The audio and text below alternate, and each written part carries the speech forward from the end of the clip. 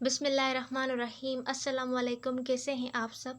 तो self concept and self perception का ये लेक्चर नंबर 2 है, जिसमें हम आज डिस्कस करेंगे इसके जो हमने 2 ऑब्जेक्टिव थे वो हमने पिछले लेक्चर में डिस्कस कर लिए थे। तो आज हम सेल्फ़ कंसेप्ट के कंपोनेंट्स पढ़ेंगे और ऑब्जेक्टिव नंबर 3 को डिस्कस करेंगे, which is the concept how self concept develop through out the life span.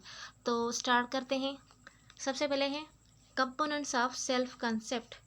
अब सेल्फ कंसेप्ट के क्या क्या कंपोनेंट्स हैं। कंपोनेंट्स क्या हैं। सेल्फ कंसेप्ट जो है वो कंसिस्ट करता है सेवरल कंपोनेंट्स के ऊपर, जो कि कंपोनेंट्स मिलकर एक कंप्लीट आपकी शेप बनाते हैं।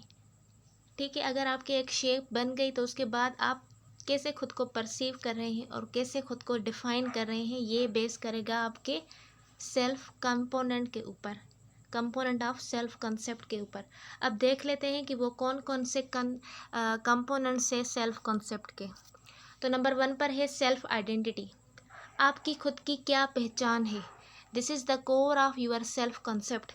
ठीक है, आपकी क्या पहचान है, मुआशरे में आपकी क्या पहचान है।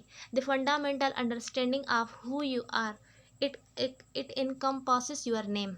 अब पहली चीज़ तो आपकी जो फंडामेंटल है, आपको अंडरस्टैंड करने के लिए कि आप क्या हैं, आपका पहले हमें नाम पता होना चाहिए। ठीक है, हमें पहले आपका नाम पता होगा।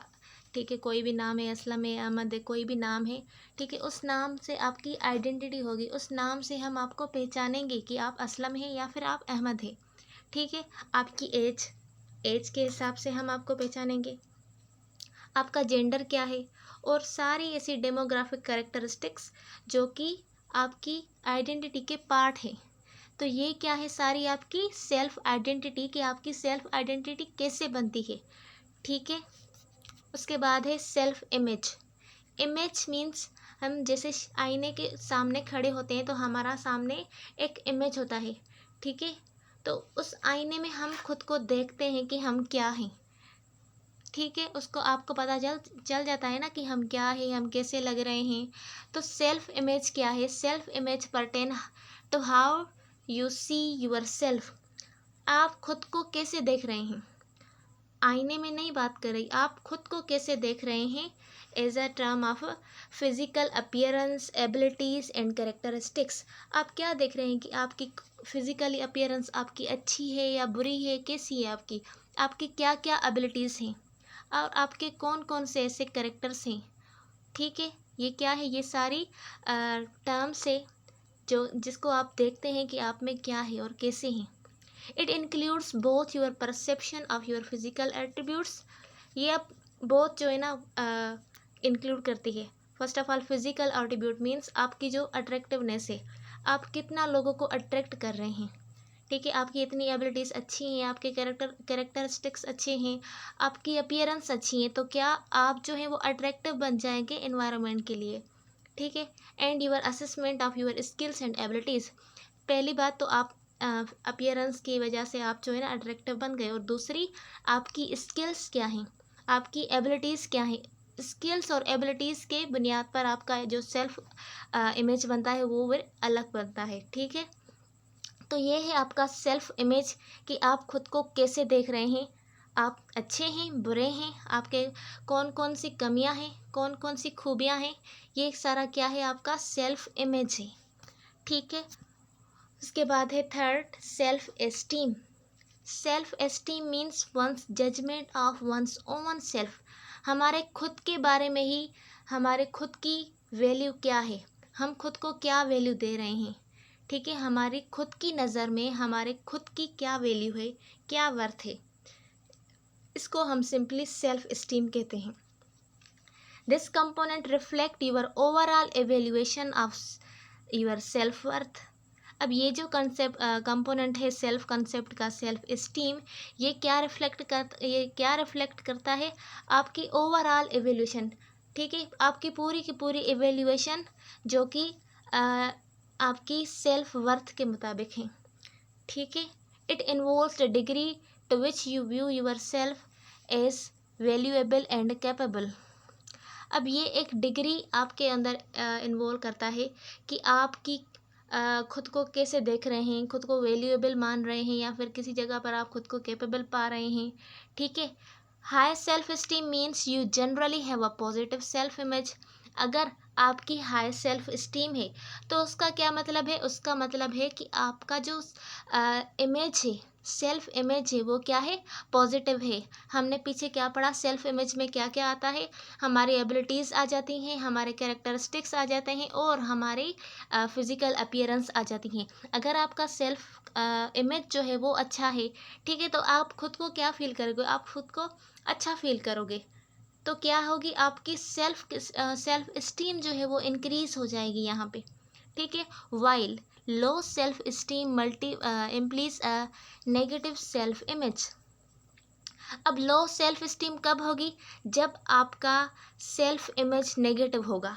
वो कैसे होगा, आप जो है आपकी फिजिकल, फॉर सपोज आपकी फिजिकल अपीयरेंस जो है वो अच्छी नहीं है, आप गुड लुकिंग नहीं हो। ठीक है। एज़ कम्पेयर टू अदर आप गुड लुकिंग नहीं हो, तो उसमें भी क्या होगा, आपको आपका जो सेल्फ कंसेप्ट है खुद के बारे में वो रिड्यूस हो जाएगा, आपका सेल्फ इमेज डिस्टर्ब हो जाएगा खुद के बारे में। ठीक है। तो ये क्या करेगा, आपको सेल्फ इस्टीम में लो की तरफ लेके जाएगी, लो सेल्फ इस्टीम हो जाएगी आपकी। ठीक है। तो ये क्या थी, सेल्फ इस्टीम की ओवरऑल एवोल्यूशन को मिला करके आपकी खुद की नज़र में आपकी खुद की क्या वर्थ है। ठीक है। इसको ही हम कहते हैं सिंपली सेल्फ एस्टीम।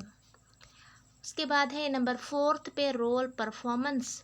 अब रोल परफॉर्मेंस क्या है, role performance means how a person in a particular role behaves in comparison to the behaviour expected of that role. अब एक पर्सन है जिसको हम एक रोल दे रहे हैं, ठीक है, तो उस रोल में वो कैसे बिहेव कर रहा है, उसका बिहेवियर उस रोल में क्या है, क्या वो उस बिहेवियर से उस रोल से अपना बिहेवियर मीट कर पाता है या नहीं कर पाता। ठीक है। यहाँ पर क्या लिखा है, comparison to behaviour expected of that role. जैसा हम उससे उम्मीद लगा रहे हैं, क्या वो हमारी उम्मीदों पर उतर आ रहा है, क्या वो उस रोल से मीट कर रहा है। ठीक है। ये है सिंपली रोल परफॉर्मेंस की, जो हम उसको रोल दें क्या वो अपने रोल को सही से परफॉर्म कर पा रहा है या नहीं। ठीक है। तो इसके फर्दर मोर टाइप्स हैं। सबसे पहले है रोल मास्टरी। रोल मास्टरी, अब यहाँ पर मास्टरी लफ्ज़ समझकर आप ये समझें कि मास्टर, किसी चीज़ में मास्टर होना। ठीक है। Person behaviour meet role expectation. अब जो हमने उस पर्सन के बारे में एक्सपेक्टेशन लगाई है, पर्सन जो है वो क्या कर रहा है, उसके बिहेवियर जो है वो मीट कर रहे हैं उसके ऊपर। ठीक है। उस रोल के ऊपर उसके जो बिहेवियर है वो मीट कर रहे हैं, तो हम क्या कहेंगे, रोल मास्टरी। इसने अपने रोल को मास्टरी कर लिया, मास्टर हो गया अपने रोल में। उसके बाद है रोल एम्बिग्युइटी। रोल एम्बिग्युइटी में क्या होता है, व्हेन एक्सपेक्टेशन आर अनक्लियर। जब हमें ही नहीं पता कि आपको हमने क्या करना है, क्या करवाना है, आपको हमने कौन सा रोल देना है, हमें नहीं पता कि हमने आपसे कौन सी उम्मीद लगानी है। तो यहाँ पर लिखा है व्हेन एक्सपेक्टेशन आर अनक्लियर, जब एक्सपेक्टेशन ही अनक्लियर है, people do not know how to do it. अब उस बंदे को कुछ पता ही नहीं चलेगा कि हमने उसको कैसे करना है, क्या करना है। और अनएबल टू प्रिडिक्ट, वो प्रिडिक्ट ही नहीं कर पाएगा, उसको कुछ पता ही नहीं चलेगा कि मुझे क्या करना है, क्या नहीं करना है। ठीक है। क्योंकि उसकी जो एक्सपेक्टेशन है वो ही अनक्लियर है, उसने कोई उम्मीद ही नहीं लगाई अपने रोल के बारे में। तो ये फिर क्या हो जाएगा, रोल एम्बिग्युइटी। उस इंसान का या उस पर्सन का रोल एम्बिग्युइटी हो जाएगा। ठीक है। उसके बाद है रोल कन्फ्लिक्ट। अब रोल कन्फ्लिक्ट ओपोजिंग से अराइज होता है। For example it arise from opposing और इनकॉम्पिटेबल एक्सपेक्टेशन। अब हम एक एक्सपेक्टेशन के ऊपर नहीं जा रहे हैं, हम एक एक्सपेक्टेशन है उसके ऑपोजिट जा रहे हैं, तो ये क्या है, हमारा रोल कन्फ्लिक्ट, हम रोल कन्फ्लिक्ट में आ रहे हैं इसमें। उसके बाद है रोल स्ट्रेन। अब रोल स्ट्रेन क्या है, रोल स्ट्रेन में ऐसा होता है कि पीपल जो है वो उनको अपने रोल में वो काम तो कर रहे होते हैं, लेकिन उनको अंदर ही अंदर में ऐसा फील होता है कि वो उस रोल के लिए अनसूटेड है। ठीक है। When people feel that they are unsuited और अनएडिक्वेट टू देयर रोल। अब वो क्या फील कर रहा है कि हम जो है उसके लिए सूट नहीं कर रहे हैं उस रोल के लिए। फॉर एग्जांपल एक मेडिकल का बच्चा है, तो हम उसको इंजीनियरिंग में जो बिठा देंगे तो वो क्या करेगा, वो नहीं पढ़ पाएगा। ठीक है ना, क्योंकि उसका जो है शौक जो है वो मेडिकल है, तो हम जो है उसको इंजीनियरिंग में बिठा रहे हैं, तो वो खुद को वहाँ पर क्या फील करवाएगा, वो खुद को ऐसे फील करवाएगा कि वो अनसूटेड है उसके लिए। ठीक है, तो ये यहाँ पर आ जाता है रोल स्ट्रेन। उसके बाद है रोल डेवलपमेंट। अब रोल डेवलपमेंट क्या है? डेवलपमेंट मीन्स किसी भी चीज़ में कोई भी डेवलपमेंट करना। It involve socialization into a particular role. अब जो हमने उस पर्सन से एक्सपेक्टेशन लगाई है, वो क्या करेगा, आहिस्ता आहिस्ता खुद को चेंजेस लाएगा, खुद में चेंजेस लाएगा, उस रोल को मीट करने के लिए अपने बिहेवियर में चेंजेस लाएगा। ठीक है, ताकि उसको अपने रोल को वो मीट कर सके। तो ये क्या करेगा, उसमें डेवलपमेंट करेगा, डेवलप करेगा अपने रोल में। तो वो किस में इन्वॉल्व हो जाएगा? सोशलाइजेशन, उस पर्टिकुलर रोल में वो सोशलाइजेशन करेगा। ठीक है, तो ये थे 4 main components of self concept, जो कि आपको हर हाल में याद रखने हैं। ठीक है, सबसे पहले है self image, self identity, self esteem, और उसके बाद है रोल परफॉर्मेंस। ठीक है, ये कलेक्टिवली मिलकर आपकी एक शेप बनाती है, जिसकी बुनियाद पर आप खुद को परसीव करते हैं, खुद को डिफाइन करते हैं। होप सो कि आपको सेल्फ कंसेप्ट के ये 4 कंपोनेंट्स समझ में आ गए होंगे। तो आगे चलते हैं हम अपने नेक्स्ट टॉपिक के ऊपर। सो नेक्स्ट टॉपिक है how self concept develop through out the life span. अब पूरी ज़िंदगी में हमारा सेल्फ कंसेप्ट कैसे डेवलप हो रहा है? First of all, self concept is not static. Self concept हमारा स्टैटिक नहीं होता कभी भी। ठीक है, हमने जो जो ये चीज़ें सीखी हैं, ये हमने बचपन से ही नहीं सीखी, या फिर ये बचपन हमें पैदा होने से ही फिट नहीं हुई थी, हमने अपने इन्वायरमेंट से सीखी है। ठीक है, तो ये जो सेल्फ कंसेप्ट है वो पूरी ज़िंदगी में सेम नहीं रहता। ठीक है, ये चेंज होता रहता है। तो यहाँ पर पढ़ लेते हैं कि क्या लिखा है। It develops and changes throughout person life in response to internal and external factors. अब इंसान का सेल्फ कंसेप्ट डेवलप होता जाता है, चेंज होता रहता है through out the persons life. किसके रिस्पॉन्स में? इंटरनल या फिर एक्सटर्नल फैक्टर्स के ऊपर। It's a dynamic process influenced by individual experience, relationship and societal influence. अब ये क्या है? डायनामिक है। ठीक है, स्टैटिक नहीं है, डायनामिक है।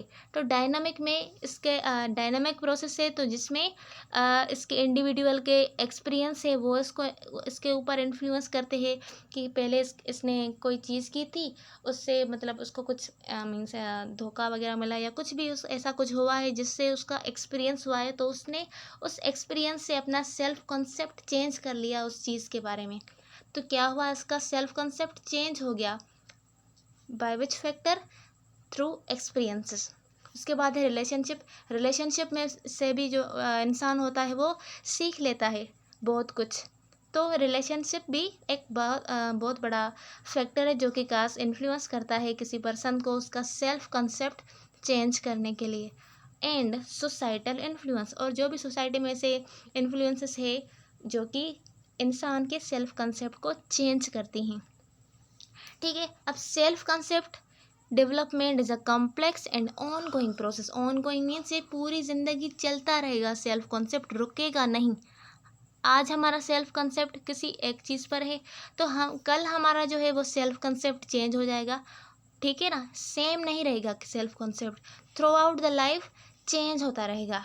It can be broken down into several stages and influence by various factor. अब हम इनको लाइफ स्पेन में कैसे डेवलप होते हैं, तो इनको हम ब्रोक डाउन करके सेवरल स्टेजेस में हम इनको डिस्कस करेंगे, ताकि हम इनको अच्छे से समझ पाएँ। ठीक है, तो ये हैं एज। पूरी एज में, हमारी पूरी ज़िंदगी में हमारे सेल्फ कॉन्सेप्ट कैसे चेंज होते हैं।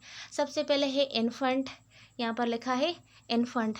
ठीक है, इन्फेंट में जो नया बच्चा होता है उसको वो क्या करता है? Trust versus mistrust. उसके जो साइको सोशल क्यूज हैं वो क्या होते हैं? Trust versus mistrust. आगे चल के हम इनको डिटेल में डिस्कस कर रहे हैं। ठीक है, अर्ली चाइल्डहुड में ऑटोनॉमी वेज शेम। ठीक है, शेम या फिर डाउट। अगर अर्ली चाइल्डहुड में जो बच्चा होता है वो या फिर ऑटोनॉमी में चला जाता है, या फिर वो शेम या डाउट में चला जाता है। उसके बाद है प्री स्कूल। प्री स्कूल में बच्चा इनिशिएटिव हो भी सकता है या फिर गिल्टी हो सकता है, गिल्ट फील करेगा खुद के बारे में। स्कूल एज में इंडस्ट्री वेज इन्फीरियरिटी, एल्डोलिसेंस जिसको हम टीन एज भी कहते हैं, ठीक है। इसमें क्या होगा, आइडेंटिटी वेज कन्फ्यूजन।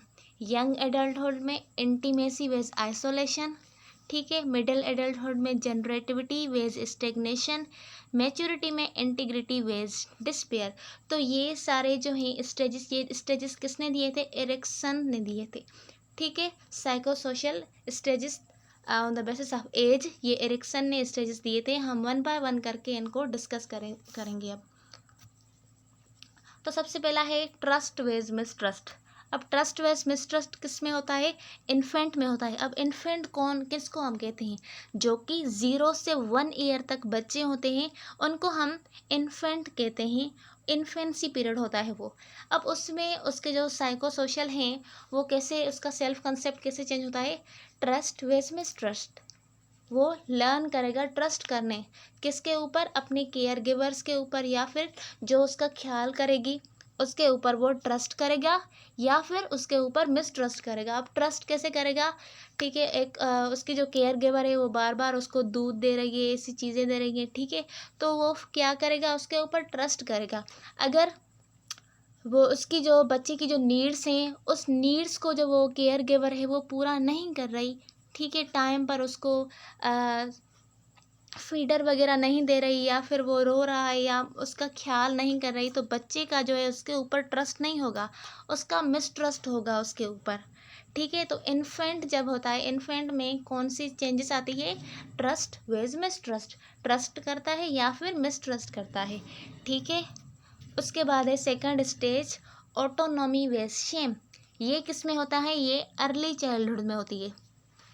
अब ऑटोनॉमी वेज शेम में क्या है, फॉर एग्जांपल इसमें हम क्या कहेंगे, ऑटोनॉमी हम इसमें बच्चे को टॉयलेट जाने के लिए उसकी हम ट्रेनिंग देंगे, ठीक है।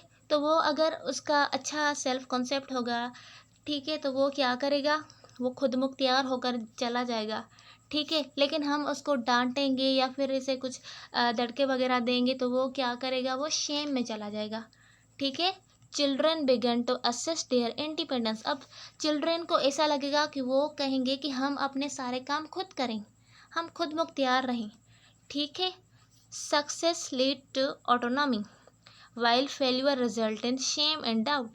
अब वो क्या है, अपने कपड़े पहनना शुरू करेंगे या ऐसी ऐसी हल्की हल्की चीज़ें जो है वो करना शुरू करेंगे। अगर वो ऑटोनॉमी में, अगर वो ऑटोनॉमी होंगे, ठीक है, तो वो क्या करें, सक्सेसफुली उस चीज़ों, उस टास्क को पूरा कर लेंगे। सच एज कोई बच्चा है वो गिलास सही से पकड़ रहा है, ठीक है, खुद मुख्तियार होकर वो गिलास सही से पकड़ रहा है, किसी अपने जो सिरलाक का जो प्याला है उसको सही से पकड़ रहा है, ठीक है। तो ये क्या है, ये ऑटोनॉमी है उसके अंदर, खुद मुख्तियार है और ये सक्सेसफुल हो रहा है अपने टास्क में, ठीक है। ये खुद अपने टास्क पूरा करना चाहता है। अगर हम उसको ऐसी चीज़ें नहीं करने देंगे तो वो क्या करेगा, शेम या फिर डाउट में चला जाएगा और उसका रिजल्ट क्या है, फेलिवर। तो अर्ली चाइल्डहुड में ऑटोनॉमी वेज शेम आ जाता है, जो कि 1 ईयर टू 3 ईयर तक होती है। उसके बाद है प्री स्कूल। अब प्री स्कूल में कौन कौन से साइकोसोशल क्रिस आते हैं, इनिशिएटिव वेज गिल्ट। अब इस स्टेज में जो बच्चा होता है वो कहता है कि वो अपनी एक्टिविटीज़ करें, चीज़ों को तोड़े फोड़े, या फिर अगर उसके जो है मीन्स वो कहता है कि हम जो नई नई चीज़ें करें, रिसर्च करें, ठीक है। तो अगर जो कोई वो ऐसी चीज़ें करेगा और हम उसको डांटेंगे तो वो क्या करेगा, गिल्ट में चला जाएगा, ठीक है। अगर हम उसको डांटेंगे नहीं तो वो क्या होगा, वो इनिशिएटिव हो जाएगा। Children start taking initiative in activities, अपनी एक्टिविटीज़ अच्छे नमूने से करेगा। Positive experience lead to sense of a purpose. अब वो जो उसको टास्क मिलेंगे तो वो टास्क अगर अपना सही से करेगा तो उसका जो है सेंस ऑफ पर्पस जो है वो एक्सपीरियंस जो है वो ज़्यादा इंक्रीज होगा पॉजिटिवली, ठीक है।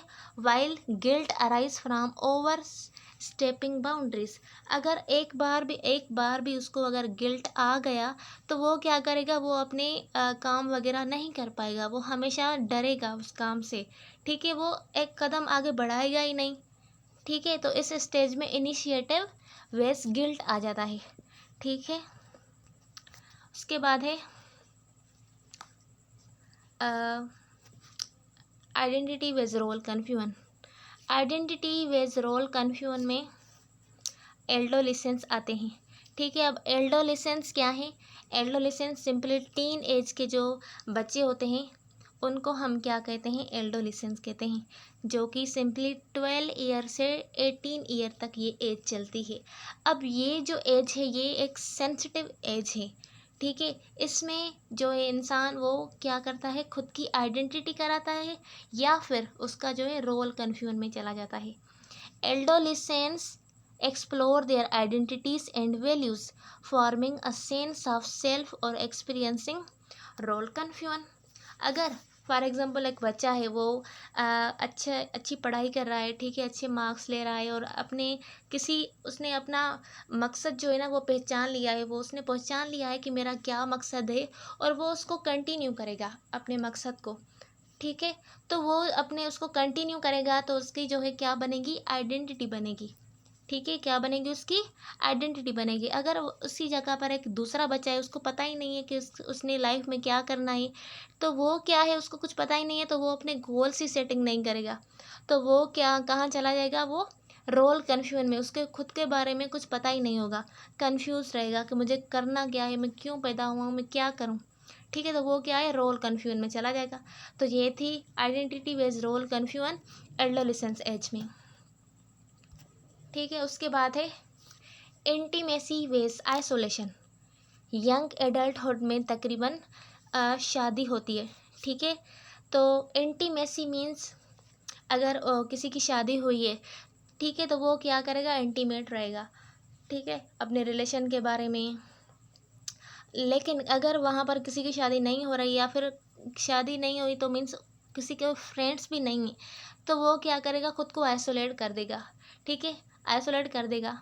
तो यहाँ पर लिखा है young adult seek meaningful relationship. अब जो यंग एडल्टहुड है वो क्या करेंगे? अपने मीनिंगफुल रिलेशनशिप बनाएंगे, such as friends, good friends हो गए या फिर उन्होंने मैरिज कर ली, ठीक है। तो ये क्या है? ये इंटीमेसी में चले गए हैं। Success result in intimacy. अब जो सक्सेस आएगा वो आइसोलेशन में नहीं आएगा, वो इंटीमेसी में आएगा, ठीक है। उसके फ्रेंड्स हैं, ठीक है, तो वो क्या सक्सेस जो है वो इंटीमेसी में आ जाएगा, तो वो पर्सन इंटीमेट होगा, इंटीमेसी होगी उसमें, उसके अंदर। और while isolation can lead to loneliness. अगर ना उसने मैरिज की है, ना उसके कोई अच्छे फ्रेंड्स हैं, ना वो किसी से बात करता है सही नमूने से, तो वो क्या करेगा? उसको तन्हा कर देगी, ठीक है, तन्हा कर देगी आइसोलेशन में, ठीक है। तो यंग एडल्टहुड में इंटीमेसी या फिर आइसोलेशन आ जाता है। उसके बाद है जनरेटिविटी वेज स्टेग्नेशन। ये क्या है? कौन सी स्टेज है? Middle adulthood, simply between 40 to 65 years. अब इस एज तक जो है वो इंसान के बच्चे हो जाते हैं, ठीक है ना, बच्चे पैदा हो जाते हैं। तो अगर जो उन्होंने बच्चे पैदा किए हैं तो वो क्या करेंगे? उनके लिए सोचेंगे, उनको आगे करने के लिए सोचेंगे, ठीक है, वो क्या होंगे? जनरेटिविटी करेंगे। लेकिन अगर किसी को बच्चे वगैरह नहीं है या फिर ऐसी कोई उनकी फैमिली वगैरह नहीं है, तो वो उनकी जो लाइफ है वो क्या होगी? वहाँ पर स्टेगनेंट हो जाएगी, रुक जाएगी, ठीक है ना। उसको पता ही नहीं चलेगा, वो सोचेगा कि हम क्यों कर रहे हैं, क्या कर रहे हैं, किसके लिए कर रहे हैं। लेकिन जिसको अपने औलाद होगी तो वो क्या करेगा? वो सोचेगा हम अपनी औलाद के लिए ये काम कर रहे हैं, उनको अच्छा फ्यूचर दे सके, ठीक है। वो क्या करेगा? उसकी जो सेल्फ कंसेप्ट है फिर उसका चेंज हो जाएगा, उसकी लाइफ चेंज हो जाएगी अब, ठीक है। एडल्ट स्ट्राइव फॉर प्रोडक्टिविटी, ठीक है। अब जो एडल्ट है मिडिल एडल्टहुड, वो प्रोडक्टिविटी करेंगे, मीन्स प्रोडक्टिविटी जैसे कि मैंने पहले ही बताया कि औलाद वगैरह, एंड कंट्रीब्यूट टू सोसाइटी और रिस्क फीलिंग स्टेगनेंट, ठीक है। अब ये जो एडल्ट है उसने प्रोडक्टिविटी की और उसके बाद अपनी सोसाइटी से कंट्रीब्यूट भी किया, लेकिन स्टेग्नेशन में वो वहाँ पर एक जगह पर स्टेग्नेट हो जाएगा। ठीक है, तो यहाँ पर उसकी जैसे मीन्स उसके लिए कुछ नहीं होगा ऐसा करने के लिए कि वो बस सोचेगा कि मैं क्या करूँ। ठीक है ना। उसके बाद है ईगो इंटीग्रिटी वेज डिस्पेयर। यहाँ पर थोड़ी मिस्टेक है, स्पेलिंग मिस्टेक है, ईगो इंटीग्रिटी वेज डिस्पेयर। ठीक है, ये यहाँ पर लिखा है सही से। अब ये लेट एडल्टहुड एज में आ जाता है। लेट एडल्टहुड कौन सी एज है? 65 से अबव मरने तक, डेथ तक ये स्टेज होती है लेट एडल्टहुड में। इसमें बंदा जो है वो मेच्योरिटी वाली एज भी हम कह सकते हैं इसको। तो यहाँ पर कौन से साइकोसोशल क्रिस डेवलप होते हैं? नंबर 1 पर है ईगो इंटीग्रिटी वेज डिस्पेयर। ठीक है, in late adulthood individual reflect on their lifes. अब इस स्टेज में बंदा सोचेगा अपनी प्रीवियस लाइफ के बारे में कि हमने क्या क्या अच्छे काम किए हैं, क्या क्या बुरे काम किए हैं। ठीक है, अगर उस बंदे ने अपने सारे गोल्स बनाए थे और उसने अपने सारे गोल्स को अचीव भी कर लिया और वो पूरी ज़िंदगी अपनी सही से गुजार कर आया है अभी तक, तो उसके अंदर क्या होगी? ईगो इंटीग्रिटी होगी। मीन्स वो अपनी लाइफ से सेटिस्फाई होगा कि मैंने जो जो काम करने थे वो मैंने कर लिए। उसके अंदर ईगो इंटीग्रिटी आ गई। ठीक है, ego integrity comes from a sense of fulfilment. Means जो वो चाह रहा था उसकी हर चीज़ पूरी हो गई, तो उसके अंदर क्या आएगी? ईगो इंटीग्रिटी आएगी। वाइल डिस्पेयर में क्या आ जाता है? डिस्पेयर में अराइज फ्रॉम रिग्रेट्स। अब डिस्पेयर में जो बंदा है वो क्या सोचेगा? वो सोचेगा मुझे मेरे पास इतना टाइम था, काश मैं ये पढ़ लेता, काश मैं ये काम कर लेता। ठीक है, काश मैं शादी नहीं करता, पहले कुछ और काम करता। तो ऐसे ही कुछ कुछ चीज़ें हैं जिसको वो खुद के ऊपर ब्लेम करेगा कि मैं ये करता या फिर मैं वो करता। वो खुद से सेटिस्फाई नहीं होगा, अपनी लाइफ पूरी जो लाइफ वो गुजार कर आया है वो उससे सेटिस्फाई नहीं होगा कि मुझे पता नहीं क्या करना था, मैंने पता नहीं क्या कर लिया। तो ये है simply ego integrity versus despair. ठीक है, तो ये थी सारे एरिक्सन स्टेजेस जिसको हमने 1 बाय 1 डिस्कस किया। होप सो कि आपको समझ आ गए होंगे। ठीक है, these stages describe the psycho social challenges individual face throughout their lifes. अब ये स्टेजेस हैं वो क्या डिस्क्राइब कर रही हैं? एक पर्सन की साइको सोशल चैलेंजेस को डिस्क्राइब कर रही हैं जो कि एक पर्सन फेस करता है थ्रू आउट द लाइफ। अपनी पूरी ज़िंदगी में जिस चैलेंजेस को वो फेस करता है ये स्टेजेस उसको डिस्क्राइब कर रही है। And successful resolution of each stage contribute to healthy personality development. अब इन सारी स्टेज में हेल्दी भी थे और हेल्दी मीन्स जो उनकी पॉजिटिव वाली चीज़ें थी वो भी थी और नेगेटिव साइड वाली चीज़ें थी वो भी थी। ठीक है, तो होप सो कि आपको सारी स्टेजेस समझ में आ गई होंगी और उसके साथ साथ आपको कंपोनेंट्स भी समझ में आ गए होंगे। तो मिलते हैं अगले वीडियो में, तब तक के लिए अपना ख्याल रखेगा। अल्लाह हाफिज़।